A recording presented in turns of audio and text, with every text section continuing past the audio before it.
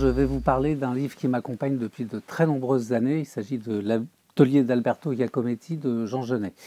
C'est un texte qui est assez court et qui est considéré par beaucoup, et par moi en particulier, comme un des textes les plus importants qui ont été écrits sur l'art moderne.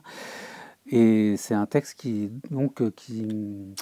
est issu de la rencontre un peu inattendue entre deux personnes qui, a priori, n'avaient pas grand-chose en commun, à savoir donc Alberto Giacometti et Jean Genet.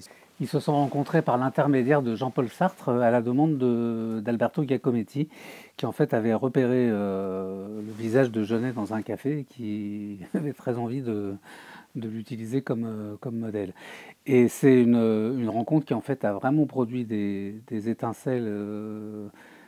C'est une rencontre qui va en fait au-delà d'une amitié parce que ça les a nourris tous les deux dans leur travail respectif. Alberto Giacometti, donc dans les années qui ont suivi, sur l'espace de 3-4 ans, a produit 9 portraits de Jean Genet, et Jean Genet a retrouvé le chemin de l'écriture par cette rencontre en fait. Il avait renoncé à écrire parce qu'il était un peu tétanisé par l'apparition du texte que Sartre avait produit sur lui. Et en fait, ce livre donc parle du travail de Giacometti. Et ce qu'il y a d'assez extraordinaire, c'est qu'on a l'impression que ce livre lui-même est une œuvre d'art, par la pureté de son écriture, par la façon dont il va vraiment au cœur de ce qu'est une œuvre. C'est une espèce de petit miracle. Je vais vous en lire juste une phrase. Je pourrais le lire intégralement, tellement ce livre est beau et tellement l'écriture est pure. Voilà, c'est un tout petit paragraphe, mais qui est assez représentatif en fait de ce qu'écrit Genet. Il n'est pas à la beauté d'autres origines que la blessure, singulière, différente pour chacun, cachée ou visible, que tout homme garde en soi, qu'il préserve et où il se retire quand il veut quitter le monde pour une solitude temporaire mais profonde. Il y a donc loin de cet art à ce qu'on nomme le misérabilisme.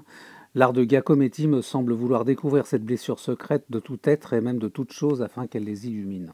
C'est un assez bon exemple de ce qui est écrit dans ce livre. C'est un livre qui est très agréable à lire, qui est illustré de nombreuses photos, qui est voilà, un espèce de petit miracle. Moi, c'est un peu... On a tendance à utiliser l'expression livre de chevet. Moi, je trouve que c'est plutôt... on devrait appeler ces livres-là des amis, parce que c'est des livres dans lesquels on va se repencher de temps à autre pour retrouver ce qu'ils ont à nous dire et qui défient le temps.